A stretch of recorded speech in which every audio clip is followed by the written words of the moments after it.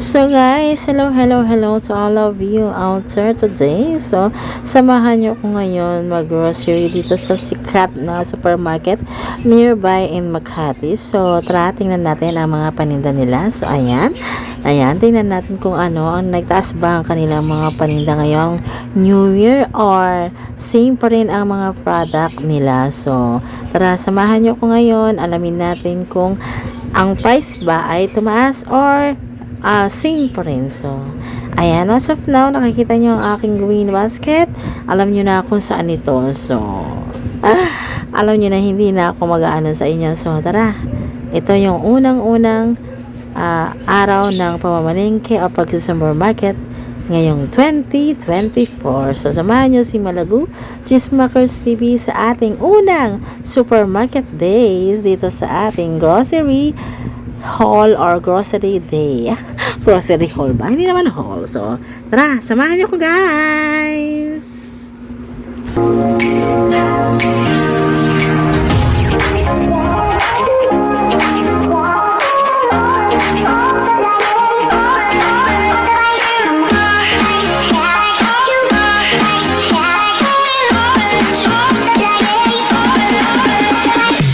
So, yun na nga guys. Ayan, papunta na ako ngayon sa supermarket kung saan makikita mo ang maraming paninda.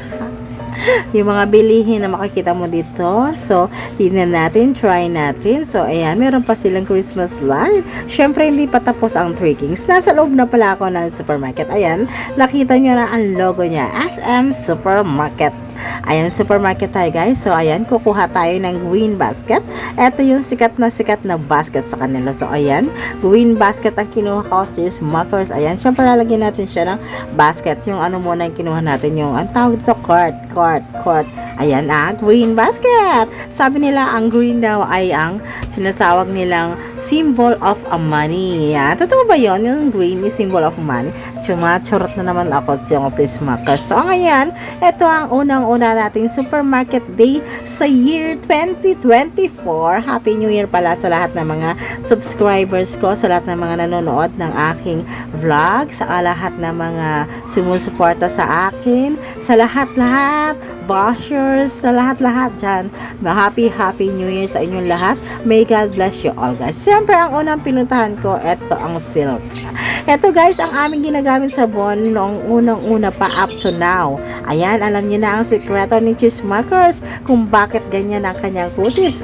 Alagang Silka. Ayan, 16 pesos lang siya. Isang ano lang siya, 16 pesos. Napakamura siya. Hindi po kami nagsasabon na mamahalin gaya ng ibang ano. Pagka yung iba, kasi nagkakaroon kami ng mga tagyawat.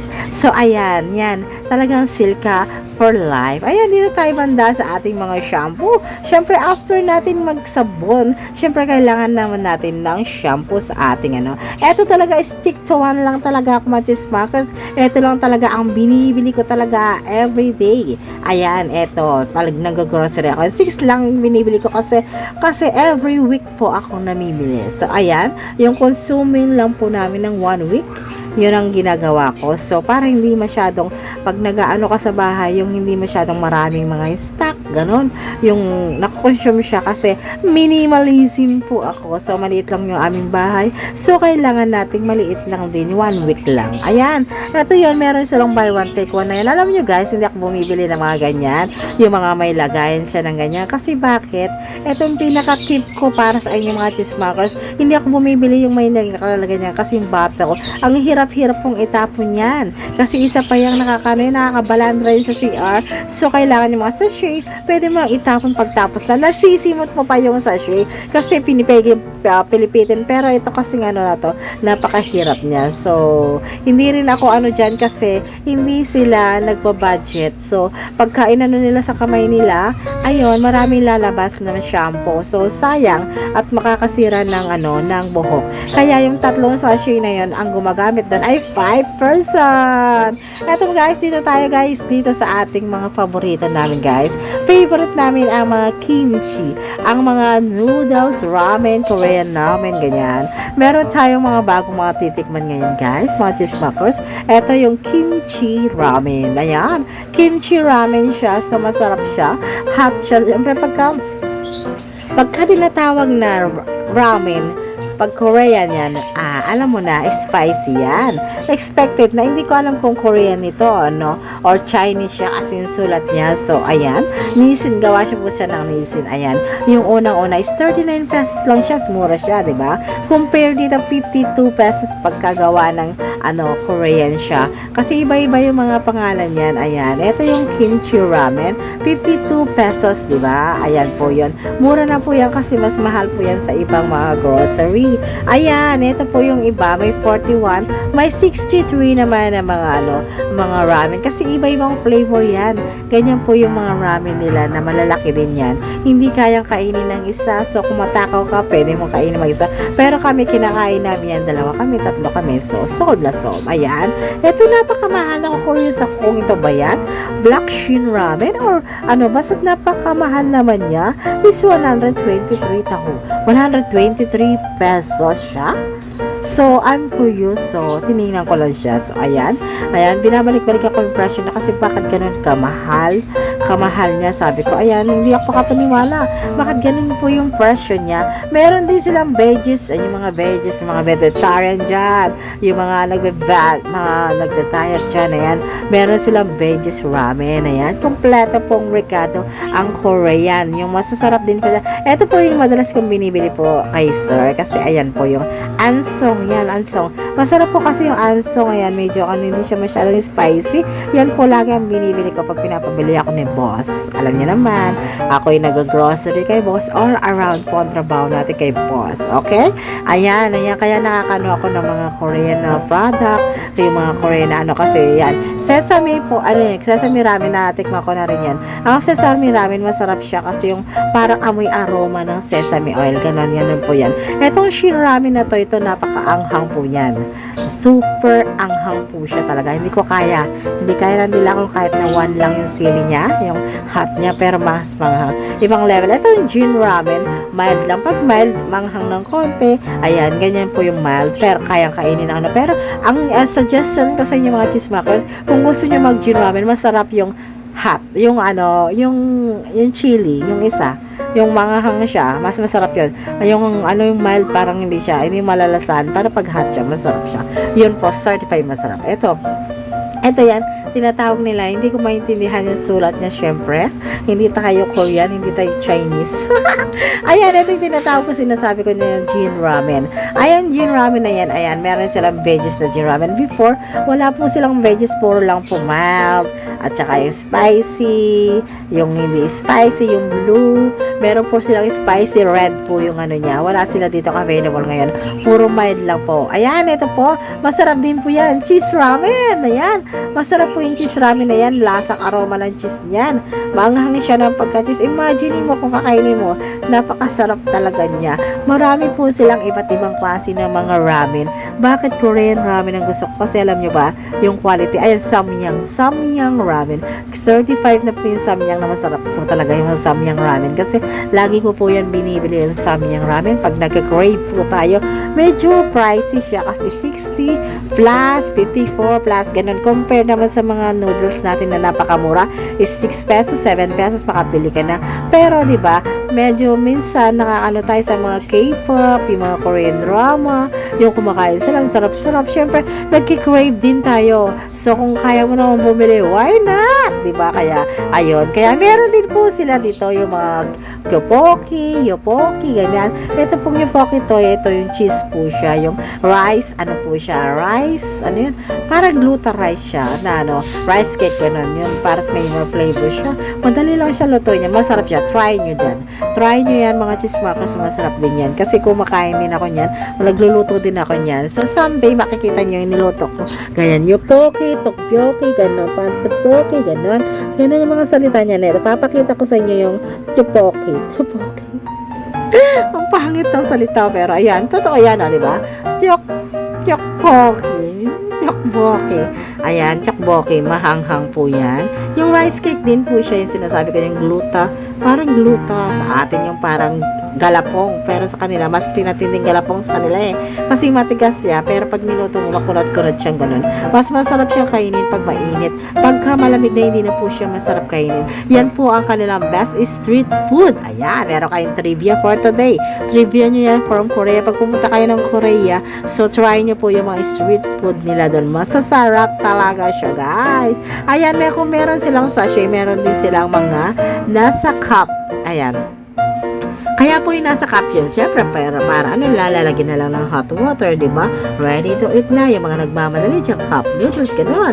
Ayan, meron silang jjajangmokki. Alam mo yung jjajangmokki, yung para siyang, sa kanila yung black po yung ano niya, paste niya, black yung ano niya, masarap siya, certified masarap ang jjajang, parang gano'n masarap siya. Ayan, ang bulgogi, syempre flavor, hindi rin mawawala ang bulgogi flavor, parang lasang bulgogi siya. So, lahat ng mga noodles na yan, mga ramen na yan, ayan, tapos na tayo dyan, pupunta naman tayo sa kabilang street. Sa kabilang street, paano yun? Sa street ba tayo dito? Ayan, pupunta tayo sa kabilang street, maghahanap pa tayo ng ibang mga paninda. So, may titingnan ako dito, kaya ako kasi ayan, bumili ako ng isang samyang, kasi ako ay nag-crave, mamayang gabi, kakainin ko yung samyang na yan. Papakita ko sa inyo kung paano lutuin ang samyang. So, see you on my next vlog. Ayan, magluluto ako mamaya ng samyang, syempre, para masarap. Ayan, papakita ko din dito sa vlog ko ang samyang. Ayan, etong all-time favorite. Ayan, dito na tayo sa Argentina. Yan, bumibili po ako ng Argentina every, kasi po, syempre, kami ay pumapasok. Tapos yung mga estudyante lang namin, dalawa dito sa bahay. Mas madali siyang lutuin kasi ready to eat. Kasi pag mga di man sila marunong magluto. So, ayan, pwede sa kanila yan. Kaya, bumibili ako niyan para pag ulam nila, gano'n, nilinis nila. Mas madali, yung mas madaling lutuin. Kasi pag gabi lang kami nagluluto, pag uwi namin sa bahay. So, nag-i-stack talaga ako niyan. Unti-unti, ini-stack lang natin, guys. Ayan, ito napakamahal talaga nito. Siguro masarap siya. 600 pesos yan. Wag ka. Napakamahal niya, di ba? So, ayan. Ito yung mga dilata nila. Mga sausage. Mga dito nakalagay yan. Yung mga spam. Yung mga ganyan. Dito mga reno. Mga palaman. Dito yan. Dito yung makikita. Ito tayo, guys. Papakita ko rin sa inyo ang iba't ibang klase ng seaweed. Ayan, ibang klase ng seaweed. Meron niyang seaweed na, ayan, tinitignan. Kaya na magpasa. Ayan, iba't ibang flavor siya, guys, ang seaweed nila. Pero seaweed pa rin yan pagkalabasan. Pag kinakain nyo yan, seaweed pa rin siya, mga cheesemakers. Ang seaweed pala ay dried seaweed pala ay kinakain. Mas masarap po siya, nilalagay po sa pagkain natin. Halimbawa po, kakain kayo ng fish, pagkain nyo, side dish din siya, kaya hindi yan nawawala sa kanilang mga pagkainan ng mga Korean. So, tayo ay mahilig sa K-pop, sa K-drama. So, na-adapt na natin yan. So, nung unang-una sabi ko, parang lumot, ayoko kainin. Pero nung nalasahan ko na, masarap pala siya. Pwede rin siyang gawing mga chichirya. Ayan, ginagawa nilang chicha-chicha. Ayan, masarap-sarap yan. Ayan, eto yan yung sinasabi ko sa inyo na pwede siya, yung pop-up siya, yung para siya pop rice. Ayan, masarap yan. Yan, mas maganda yung manghang siguro. Pero mas gusto ko yung simple lang siya, yung original. Hindi siya manghang. Ganun ito, nakain ko na yan. Yan, masarap yan. Masarap talaga yan. So, try nyo yan. 44 pesos lang yata isa yan. So, ayan, masarap yan. Pag snack. Ayan, ang dami nilang Korean product dito, mga cheesemakers. Ayan, no? Ayan, pang snack yan. Sandwich nga, diba? Sinandwich nyo doon yung, yung seaweed. Imagine niyo. Ang sarap siguro kagatin yan, di ba? Ayan. Yan ang mga iba't ibang tinitinda nila dito. Ito yung sinasabi ko sa inyo na pwede mong ibudbud sa kanin mo. So, masarap siya. Lalo pag ang kanin mo ay mainit at saka sticky siya. Ayan. Ilagay mo kahit yan. Ulam na. Masarap na. Solve na. So, ayan ang kanilang mga seaweed product dito. Hindi pa nga yan kumpleto. Pero dun sa, sa isang vlog ko, dun sa SNR, marami kang makikita doon. yon. So, ayan guys. At saka sa Korean grocery. So, see you on my other vlog kasi marami akong papakita. Ito yung pangyagagawa ng kimbap. Kimbap. Bibimbap naman yung sa ano. Yeah. Ang pagkakaiba ng mga chismakers, yung kimbap, yung binabalot. Yung bibimbap, yung nasa bowl. Yung nasa bowl. Siya, niluto ko yun. So, tingnan nyo sa aking mga vlog. Nandoon yung paggawa ng bibimbap, kimbap. Parehas lang po yung niya, yung kanyang pero itong kimbap is ni-roll. Pero yon naman is nasa bowl. So, ayan. Yun lang pagkakaiba na siya. Okay? Ito naman guys. Ito naman yung mga iba't ibang klase pa na mga seaweed. So, kung nagkakamali man ako guys, yun lang ang pagkakalam ko because hindi ako Korean. So, ang ko lang, based on experience na nakikita ko lang, yun lang ang pinapaliwanag ko. So, kino-correct ko na agad na I'm not a Korean. So, yung mga ko lang, is haka-haka ko lang. Pero ayan yun. Pero yun ang sabi nila sa akin, yung pagkakaiba, yun lang yun. Yung pagkakaiba ng bibimbap at kimbap. Okay na ba tayo guys? Ayan. Eto guys, ayan. Ito mga iba't ibang klase na kanilang mga other product pa ng seaweed. So masarap siya guys. Try nyo guys. Eto, tara, alis na tayo. Punta na naman tayo guys dito sa mga sabunan. Ito yung guys, importante guys. Diba yung mga naglalaba tayo? Yan, kaway-kaway yung mga naglalaba dyan ngayong araw na ito. Ayan. Siyempre, gumagamit ako ng perla. Pampakinis ng kores. Hindi, pag naglalaba ka sa CR, di ba? Kailangan mo labay yung underwear mo. Kailangan perla. Kasi yan, dapat lagi may perla sa inyong CR. Pag maglalaba sila ng mga underwear nila, yan, perla gamitin mo. Banayad siya sa kamay at mabango pa siya at nakakaputi. Take note, ha? So, ayan, perla ang gamitin nyo. Kaya, suggest the retail price. Hindi ako gumagamit ng perla blue kasi pag perla blue, nagpo-blue yung mga damit. Maganda daw yung perla blue pagka dun sa white na mga t-shirt. White ganun. Kasi di ba nagtitina yung iba. Ayan. Pero maganda rin yung yung perla na white kasi white yung lalaban mo, magiging white siya ulit. Tsaka mabango siya. Pati sa katawan nyo, gamitin nyo yan, yung perla kasi pampatanggal yan ng bad odor. Okay? O, dito na tayo guys sa ating mga powder. Yung mga powder na yan, mga pangalan na yan, is napakamahal. Super expensive siya guys. So, hindi ako bumibili ng mga ganyan sa pagkamahal siya nilibili. Kasi ang ko guys is nilalaban natin yan, tinatanggal niya yung mga dumi. So, yung mura pwede naman. Kasi ayan, kung makakatipid ka, doon ka sa makakatipid. So, yun ang tips ko. Another tips ko sa inyo. Kahit na yan, sabon yan nila. Ang purpose niyan is lalaban niya yung damit mo. Ang importante malaban yung damit mo, mabango siya. So, yun, hindi yan nakukuha sa mga mamahaling mga yan. So, kung makakasave ka niyan, o di mas maganda, 29 pesos at 27 pesos lang is meron na akong 6-pack ko, di ba? Kung file mo naman doon sa mamahalin doon is 80 yung 6 pares mo lang ilo-load yun. So, yun lang, para sa akin na. So, yung mga gumagamit ng mga branded, it's okay. It's your choice. It's my choice, di ba? Ayan, dito mga bagoong guys, mga ganyan, Barrio Festa, mga bagoong, ayan, gustong-gusto ko yung bumili, pero mahal siya guys. Ang gagawin ko na lang guys is bibili na lang akong bagoong sa palengke. And then, nagkikisa ko, lalagyan ko ng karne, yung mga taba-taba. So, ayan, gustong-gusto ko lang siyang pakita sa inyo kung gusto nyo bumili ng bagoong, is available siya dito sa supermarket. Yung mga magkakari-kari dyan, ayan, ito daw sabi niya gourmet yan, hindi ko maintindihan. Ayan, pwede nyong gamitin yan guys, yung mga bagoong na yan. Kung naghahanap kayo ng bagoong, tinatapat kayo magluto, nandito lang sa supermarket yan. Ayan, yung mga Bar Festa, ayan, mura lang naman yan guys, 74. Pero kung magluluto ka, yung bango, yung ikaw ang gumawa, parang ang sarap din. So, yung mga busy, pwede silang muna. Ay, ito, dito naman yung mga condiments na mga pang-adobo dyan. Hindi ko na masyadong guys kasi dito yung guard guys. Akala niya guys ako ay nagsha-shoplift. Ayan na guys ang aking mga pinamili. Sabi ko nga sa inyo is konti lang aking mga pinamili for the 1 week lang. Ayan, bumili pala ako ng bread. Ayan, ng Sprite. Ayan. Kasi kailangan ko palang bumili niyan kasi para bukas ay meron kaming handaan. Ayan, ang gagamitin ko, ang aking dadalhin ay ang bread. Ayan. So, ayan. See you on my next vlog, guys. So, ayun lang ang aking vlog for today. Pinapakita ko lang ang unang-unang pag-grocery ko this year, 2024. See you on my next vlog. Bye-bye!